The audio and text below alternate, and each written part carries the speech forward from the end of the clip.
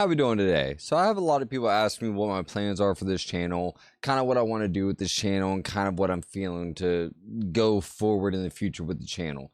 I'm hoping to build a community first off. I'm hoping that you guys stop by, you like what you see, and you very much enjoy the content. And if you don't, or there's other ideas you'd want me to do, to please leave those down in the comments section down below and give me some ideas. We're all new to this. For anyone who wants to make content, we all do.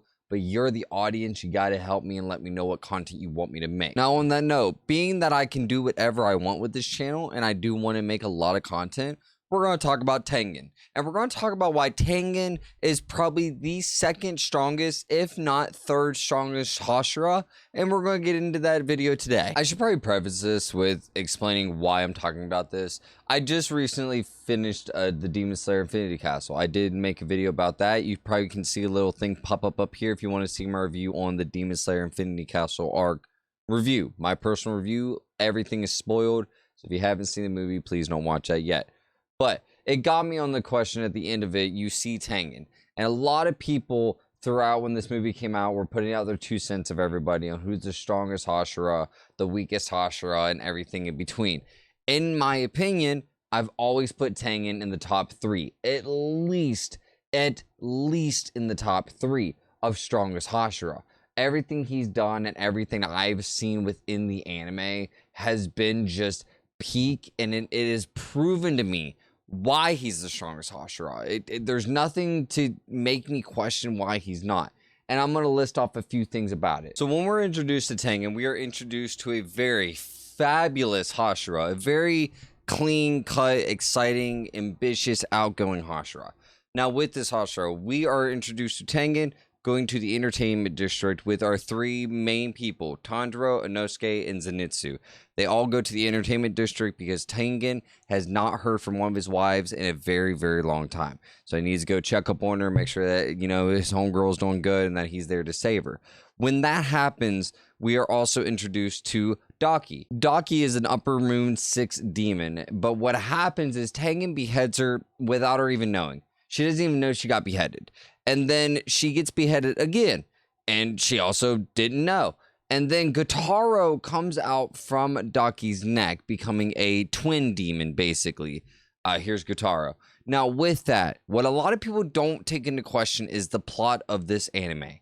When Tengen realizes something is growing out of Daki, he is standing right here, and within a split of a fraction of a second, he's already there ready to cut Gitaro's neck. Within a split second of a fraction, he is already there. Now, granted, Gotaro, in my personal humble opinion, should be way heavier and way stronger and in a higher ranking than Upper Moon 6. But we'll get back to that. I don't want to get sidetracked right now. With Tengen fights Gotaro and Daki back to back for a little bit of while. He's trying to get them all going. And then he finally says, hey guys, take care of the woman. I got the dude. So he takes on this man by himself. And I tell you right now, the tactics that Tengen has are unmatched. He has little grenade balls or like gunpowder balls made from Mysteria. With any fraction, they blow up and do just the same amount of damage as a sword with Mysteria infused in it. That right there, you already got utility. We got utility for one. Second off, he gets stabbed.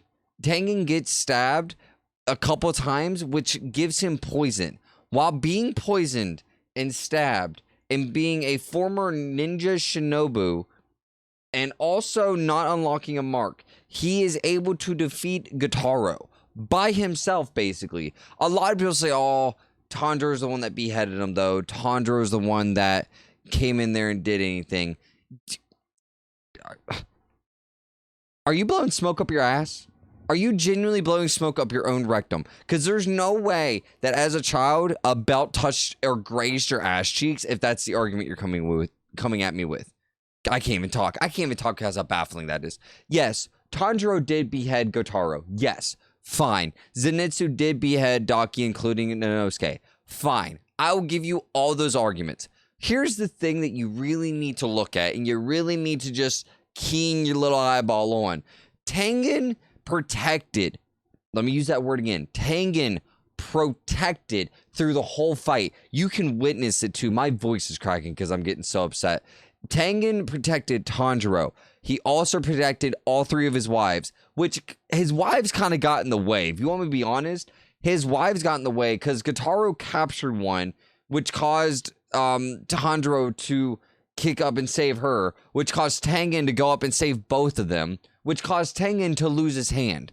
If no one was in Tengen's way, Tengen probably could have dealt with this on his own. He probably could have dealt with all of it on his own and got it done. Because I believe the reason he lost his hand is because of Tanjiro and Tengen's wife. That's the reason he lost his hand, in my opinion. He had to jump him off the roof to save both of them, and that is where a bigger fight happened. So right off the bat, he could have did that on his own. Even with Nezuko really didn't do much. Like, Nezuko got in there and whooped Daki's ass a little, and then what? That was it. She freaked out for a little, she beat Daki up a little, and then she went to sleep. Like, not much happened after that. So a lot of people going around making this argument of like Tengen's the weakest or anything like that. Do you guys not realize Shinobu, who died to Doma, can't even behead a demon? Are we not talking about this right now? And physical strength, he's number 2 Hashira, proven fact by the creator. The Stone Breather right here is obviously number 1. The reason he doesn't have a sword is because his grip is so tight he'd break a sword in half. Obviously, he's number 1. Tengen is number 2 because they did an arm wrestling with each Hashira, and he won the arm wrestling match except against Stone Breather. But Tengen, and time again, he got buffed or nerfed. Whichever one means bad. He got nerfed. I believe nerf is where they take stuff away. He got nerfed because if he didn't get nerfed, he would have ran circles around the Infinity Castle, dude. When you put into effect his sound breathing that allows him to hear everything going on and analyze a building just by hearing footsteps mid-fight, mid-battle, the style of where his sound breathing isn't fake. Like water breathing, they say you can't see the water. His sound breathing's real. The fireworks that you saw were the Mysteria gunpowder bullets getting thrown around. That was the fireworks you saw. The sound breathing roar, all he did was use that to go 20 feet into the ground. Like, what are we talking about right now, dude? I don't care. I don't care who you are. You can argue with me all day long in the comments. Anybody who does anime videos, I'm obviously open to debate. I'm not saying like, oh, this is my answer. It has to be right. This is my personal opinion. If there's anybody who'd like to debate me, please comment down below. I'd love to collab with other anime creators and talk about discussions like this and see what side we land on. Now, let's talk about the demons. We have Daki and Gyutaro. When Daki's beheaded and Daki believes that she cannot fight any longer and she has to have help, she calls in her brother. I'm already past the point of beheading a demon is the way to kill it. I am already past that point. We have seen multiple demons that if you behead them, they will not die. We have seen multiple demons. Akaza, the demon that turned into like 5 different emotions, and Gyutaro and Daki. We have seen multiple demons to where beheading them does not work. So I gave up on the belief that beheading even works. I gave up on it because every time you behead a demon, there's something else. There's another issue that we have to deal with here. So, and even Muzan got beheaded. He grew his skull back. So I just gave up on the whole thing about beheading a demon.